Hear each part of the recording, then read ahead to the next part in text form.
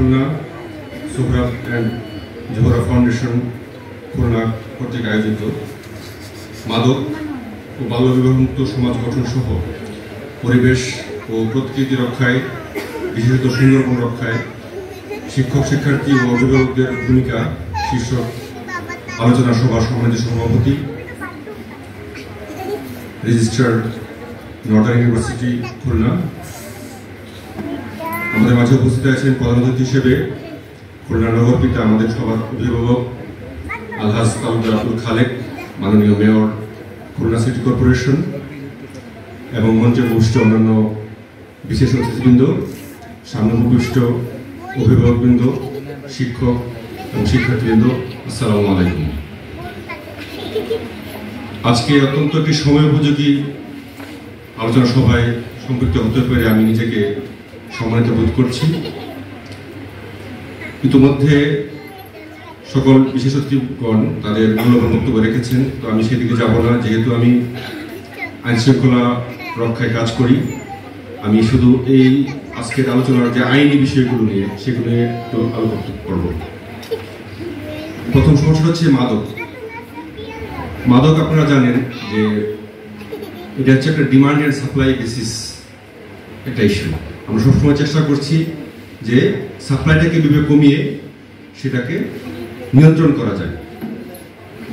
অনেকগুলো সংস্থা আমাদের কাজ করছে, বিশেষত বাংলাদেশ পুলিশ, বাংলাদেশ মাদকদ্রব্য নিয়ন্ত্রণ অধিদপ্তর, বিজিবি, সবাই মিলে আমরা এই মাদকদ্রব্যটাকে কিভাবে নিয়ন্ত্রণ রাখা যায় সেটার জন্য কাজ করছি। তো এক্ষেত্রে মূল ইস্যু যেটা হচ্ছে সেটা হচ্ছে এটার সচেতনতা, এই বিষয়ে সচেতন হওয়া।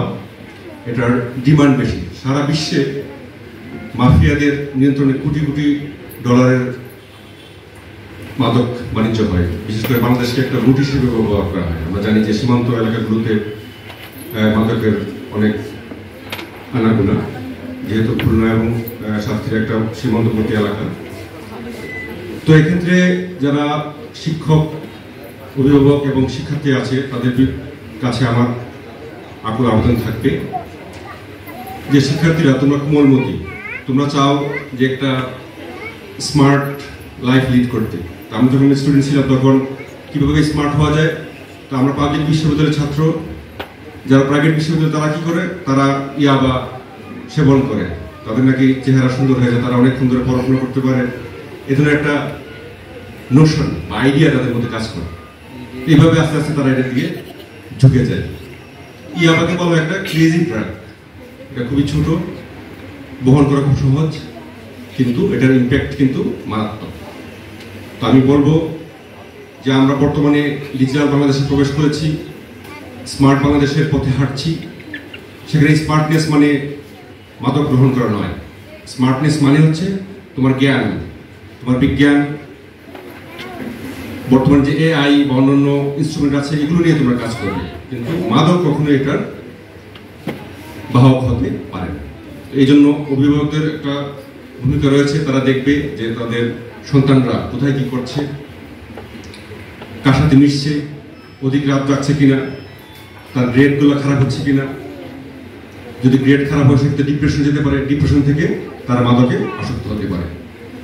আবার তুমি যদি সঠিক বন্ধু নির্বাচন করতে ব্যর্থ হও তাহলে তুমি মাদকে আসক্ত হয়ে যেতে পারো, হঠাৎ কৌতূহলের মাধ্যমে মাদকের দিকে চলে যেতে পারো। তো এক্ষেত্রে আমরা বাংলাদেশ পুলিশ, মাদকদ্রব্য নিয়ন্ত্রণ অধিদপ্তর আমরা কাজ করে যাচ্ছি। যে কোনো সংবাদ আমাদের কাছে দিলে মাদক বিষয়ক আমরা অবশ্যই সেটা রেসপন্স করি। বাংলাদেশের মাননীয় প্রধানমন্ত্রী শেখ হাসিনা ডিজিটাল বাংলাদেশ গড়েছেন, 999 সেবা আমাদের কাছে আছে। তোমরা যে কোনো তথ্য 999-এ দিলে আমরা সেটা রেসপন্স করি। দ্বিতীয়টা হচ্ছে বাল্য বিবাহমুক্ত সমাজ। তো এক্ষেত্রে দায় আমি মূলত বলবো যে অভিভাবকদের, আর যারা কোমলমতি কিশোর কিশোরী আছে তাদের। অনেক কিশোর কিশোরী তারা তাদের জীবনের লক্ষ্যটা স্থির করতে পারে না, তারা যে কৈশোর বা বয়সন্ধিকালের আবেগে বশীভূত হয়ে বাল্য বিবাহে জড়িয়ে পড়ে। অভিভাবকরা তাদের সন্তানের ভবিষ্যতের কথা চিন্তা না করে সাময়িক লাভের উদ্দেশ্যে তারা এই বাল্য বিবাহ সংগঠন করে। আমি দেখেছি আমাদের মাসে যদি 30টা মামলা আসে এর মধ্যে 10-12টা মামলায় এরকম থাকে, যারা এই ধরনের জীবনের ডেলিকুয়েন্সি বা কৈশোরের কারণে এই ধরনের সম্পর্কে জড়িয়ে পড়ে, কিন্তু অচিরেই তাদের শুক্র ভঙ্গ হয় এবং তারা ডিভোর্সে যায়, বিভিন্নভাবে তারা তাদের সঙ্গে তার নির্যাতনের শিকার হয় এবং অবশেষে আমাদের কাছে আসে, পুলিশের কাছে আসে। তো এটা কিন্তু অবশ্যই অভিভাবক এবং যারা তোমরা কিশোর কৈশোরী বা তরুণরা আছো তাদেরকে এই জিনিসটা জানতে হবে যে আমার জীবনের লক্ষ্য কি। আমার জীবনের লক্ষ্য যদি ঠিক থাকে তাহলে আমার একটা সাধারণ সম্পর্ক, একটা বায়োলজিক্যাল বা মানসিক সম্পর্কের কারণে আমি কিন্তু কখনোই আমার জীবনের লক্ষ্য থেকে বিচ্যুত হব না। আমি অত্যন্ত আশাবাদী যে আজকের এই আলোচনা সভায় অংশগ্রহণকারী অধিকাংশই নারী। নারী মানে মা, তারা তাদের সন্তানকে আগলে রাখবে, তারা সবাইকে এই সঠিক মেসেজটা দিবে যে কিভাবে তার জীবনটাকে সঠিকভাবে পরিচালনা করতে হবে, কিভাবে তার লক্ষ্যে স্থির থেকে এগিয়ে যেতে হবে। তৃতীয় বিষয় ছিল পরিবেশ ও প্রকৃতি রক্ষায়। তো এক্ষেত্রেও আমরা কাজ করে যাচ্ছি, বিভিন্ন ধরনের বন সম্পদ, বনজ সম্পদ, নদী মাতৃক দেশ, নদী সম্পদ রক্ষা এবং আমাদের যে ল্যান্ড ইরোশন এবং বিভিন্ন ধরনের দূষণ, এসবগুলোর ক্ষেত্রে যে কোনো ধরনের পরিবেশ আইনের মামলা হলে আমরা কিন্তু সেটা তদন্ত করে থাকি এবং সেটা আমরা চার্জশিট দিয়ে থাকি। অতএব আমি চাই আজকের এই আলোচনা সভা থেকে আমরা এই প্রতিজ্ঞা নিয়ে যাব যে আমরা যেখানেই এই ধরনের পরিবেশ দূষণ বা পরিবেশের বিরুদ্ধাচার দেখব সেটা আমরা অবশ্যই আইনের আশ্রয় নেব। তো আমি সবাইকে এই আহ্বান জানাচ্ছি যে মাদক, বাল্যবিবাহ এবং পরিবেশ এর বিরুদ্ধাচার থেকে আমরা বিরত থাকি। আর এই ধরনের কোনো আইন যদি লঙ্ঘিত হয় সেক্ষেত্রে আমাদেরকে আপনারা জানাবেন। আমরা বাংলাদেশ পুলিশ, বিশেষত পিবিআই খুলনা, আপনাদের পাশে আছি। আমি সবসময় কাউন্সিলিং করে, আমার অফিসে অনেক নারী, অনেক ভুক্তভোগী ভিকটিমরা আসে। আমরা যথাযথ চেষ্টা করি, আমাদের নারী সদস্যরা আছে তাদের কাছে তোমরা বা আপনারা নিজেদের মনের কথা খুলে বলতে পারেন। যে কোনো ধরনের আইনি সমস্যা, যেটা পারিবারিক হোক, সামাজিক হোক, ডিজিটাল বা সাইবার স্পেসের হোক, সেটা আমরা সমাধান করার জন্য এবং আইনি সহায়তার জন্য সর্বোচ্চ চেষ্টা করে থাকি। তো সবাই সুস্থ সবল জীবনযাপন করি, সুস্থ বিনোদনের মাধ্যমে, খেলাধুলা এবং প্রতিযোগিতার মাধ্যমে জীবনকে এগিয়ে নিয়ে যাই।